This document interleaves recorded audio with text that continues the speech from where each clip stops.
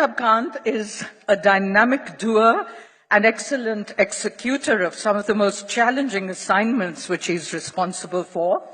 And in lighter vein, we've seen him lots on TV recently, explaining the very simple methods of transacting on mobile phones and inspiring everyone to do just that.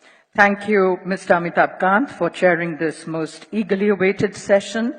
I'd now like to hand over to you.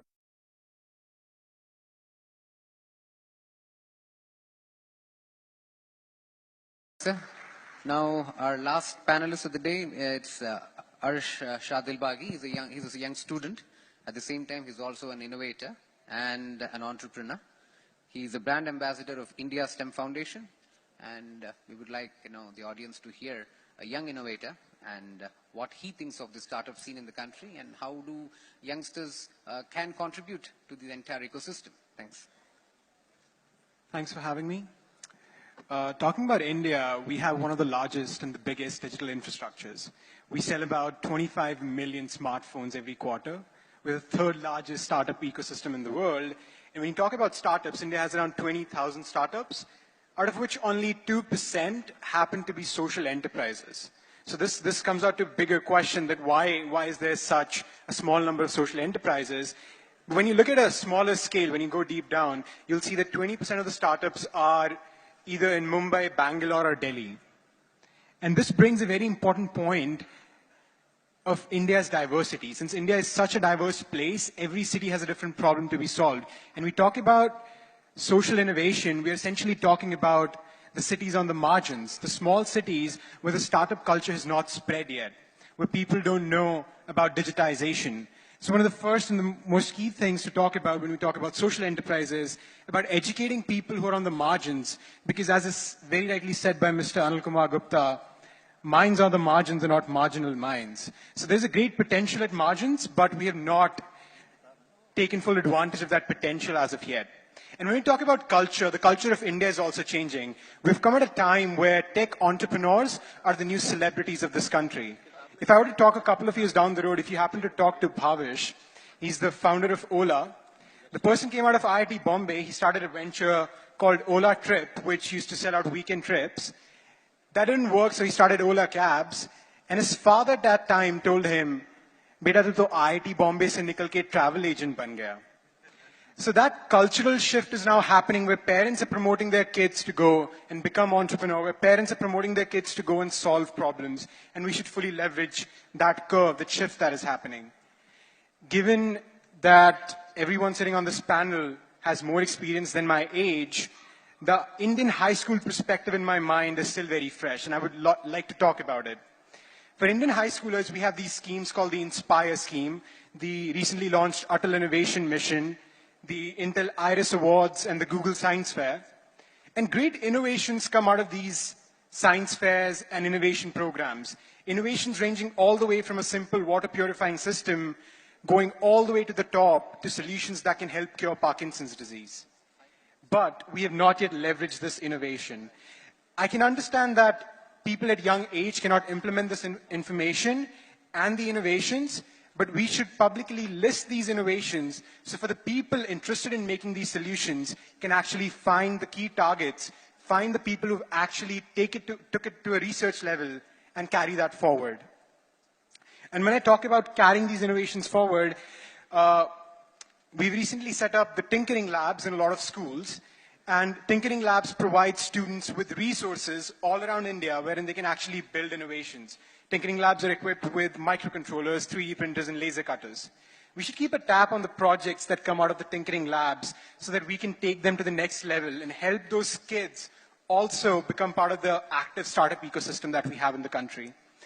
And talking about the Tinkering Labs and talking about the cultural shift that has happened on the Ola founder being a travel agent to now being a tech superstar and the owner of a big unicorn in India, we should also inculcate the Tinkering Labs in the curriculum. We've inculcated fashion designing and cooking classes and information practices in the curriculum, so it's about time that we give the students who are working and devoting extra time on this an incentive to actually innovate. And that would go a long way to help this. And one of the biggest reasons why innovations don't take off is the funding. India has not yet leveraged the concept of crowdfunding. We've not allowed the people who want to bring about the change invest in that change. And once we do that, we can see bigger changes happening because we're such a diverse and big population. And talking about crowdfunding, a friend of mine recently raised, his name is Deepak Ramola. He used to be an actor in the Bollywood soap industry. He raised a couple of lakhs to go all the way to Europe and America to record life lessons of Syrian refugees and people who face social discrimination. He came back to India, designed life lessons and experiments around that so he could teach those lessons to people. So two key observations from this particular case is crowdfunding can go in a long way in helping a certain innovation. And when we talk about innovation, we are essentially focusing on products. We forget to see that there are services, there are steps, and there are events we can do that can also bring about a social change. It doesn't always have to be an app. It doesn't always have to be a solution like a water purification system. It can be as simple as sharing the life lessons of people to bring about a social change. And as Mr. Khan mentioned in the beginning, that India is a very young country. The average age of an Indian is 26, and by 2020, the average age will be 28. And when you compare this to the average age of countries like China, Japan, Europe, and America, they're all way past 40. And given the digital infrastructure and the startup ecosystem we have, we're on the right track to bring about a positive change in this country, to make this country better than ever before. But that's not all. If we continue on this right path, we'll not only bring a positive change in this country, but we'll be path makers of change globally in the future. And let's all make that happen. Thank you. Thank you, Harsha Dilbag. And then we had Arsh Shah, who spoke of social entrepreneurship and how we are not leveraging the concept of crowdfunding and how it's important to drive innovation in services. And I think his was also a very innovative presentation. He's a man who's done some great work.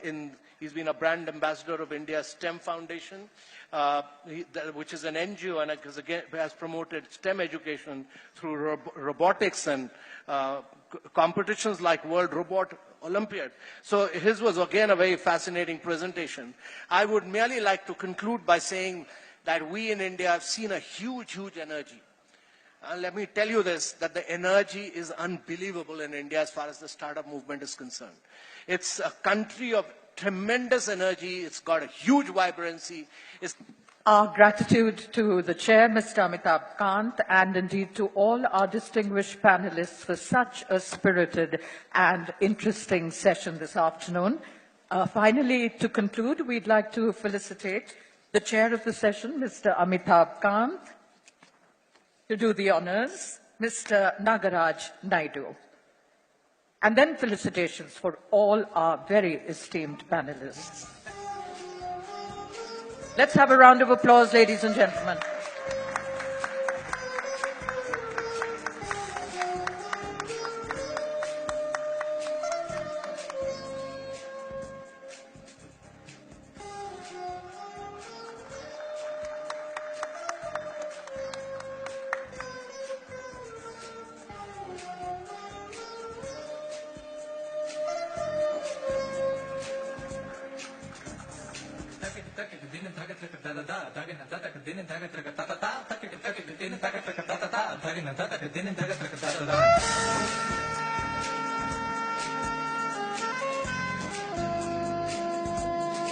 Do keep up the applause. They gave some splendid presentations.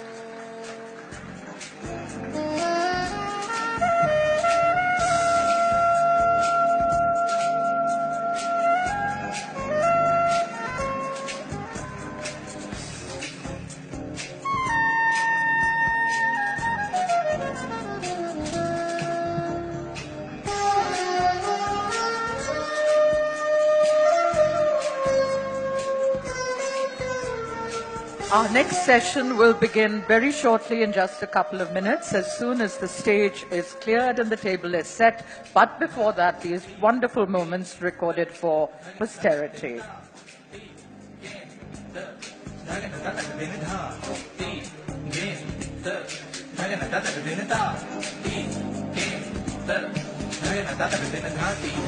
Ladies and gentlemen, our next session, the final plenary session for today, is fueling growth through disruptive innovation.